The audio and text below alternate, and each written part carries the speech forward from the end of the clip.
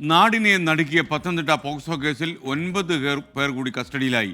പിടിയിലായവരിൽ ഒരാൾ പ്രായപൂർത്തിയാകാത്ത ആളാണ്. ശ്രീജിത്ത് ശ്രീകുമാരൻ വീണ്ടും ചേരുന്നു പത്തനംതിട്ടയിൽ നിന്ന്. ശ്രീജിത്ത്, വിശദാംശങ്ങൾ.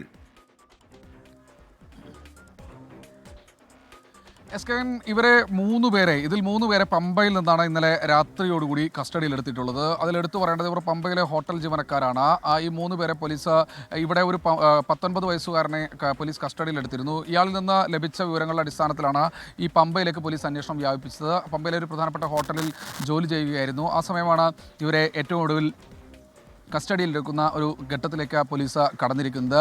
ഇവരെയും കൊണ്ട് അല്പസമയത്തിനകം തന്നെ നമ്മളിപ്പോൾ നിൽക്കുന്ന പത്തനംതിട്ട പോലീസ് സ്റ്റേഷൻ പരിധിയിലേക്ക് എത്തിച്ചേരുമെന്നാണ് മനസ്സിലാക്കുന്നത്. ഇത് കൂടാതെ മൊത്തത്തിൽ 9 പേരാണ് ഇപ്പോൾ കസ്റ്റഡിയിലുള്ളത്. ഇതിൽ പ്രായപൂർത്തിയാകാത്ത ഒരാൾ കൂടി ഉണ്ട് എന്നൊരു വിവരം കൂടി ഏറ്റവും ഒടുവിൽ ലഭിക്കുന്നുണ്ട്. പോലീസ് ഇപ്പോൾ പറയുന്നത് ഇന്നത്തോടുകൂടി കേസിൻ്റെ ഏതാണ്ട് ഒരു രൂപം പൂർണ്ണമാകും. കൂടുതൽ പ്രതികളെ അറസ്റ്റ് ചെയ്യും. 64 പേരുടെ പേരുവിവരങ്ങൾ പെൺകുട്ടി പറയുന്നുണ്ട്. ഇതിൽ ചില പൊരുത്തക്കേടുകൾ ഉണ്ട് എന്ന് പോലീസ് പറയുന്നുണ്ട്. എന്തായാലും 64 എന്നൊരു നമ്പറിലേക്കൊന്നും അറസ്റ്റിലേക്ക് എത്താനുള്ള സാധ്യത വളരെ കുറവാണ്. എന്തായാലും പെൺകുട്ടിയെ ഇന്നുകൂടി ഒരിക്കൽ കൂടി കൗൺസിലിംഗ് നടത്തുന്നുണ്ട്. മഹിളാ മന്ദിരത്തിൽ പാർപ്പിച്ചിരിക്കുന്ന പെൺകുട്ടിയെ സാമൂഹ്യ നീതി സുരക്ഷാ വകുപ്പിൻ്റെയൊക്കെ അധികൃതർ വന്ന് കൗൺസിലിംഗ് നടത്തും. അതിനുശേഷമായിരിക്കും ഒരു കൺക്ലൂഷനിലേക്ക്, ഒരു അവസാന ഉത്തരത്തിലേക്ക് പോലീസ് എത്തുക. അങ്ങനെയാണെങ്കിൽ ഇന്നത്തോടുകൂടി മുഴുവൻ അറസ്റ്റുകളും എന്ന തരത്തിലേക്ക് കാര്യങ്ങൾ നീങ്ങും. ഇതിൽ കുറേ ആളുകളുണ്ട്.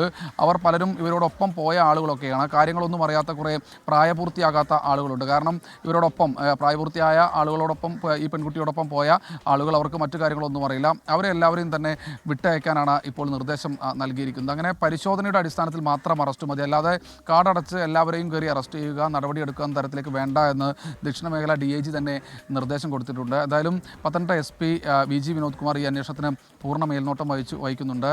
ഇതെല്ലാം കഴിഞ്ഞതിന് ശേഷം പത്തനംതിട്ട SPയുടെ ഒരു വാർത്താ സമ്മേളനവും നമ്മൾ പ്രതീക്ഷിക്കുന്നുണ്ട്. SKN. ഓക്കെ, ശ്രീജിത്താണ് വിവരങ്ങൾ നൽകിയത്. ജീജ മൈത്രി മിത്രൻ ഖത്തറിലെന്ന് പറയുന്നു.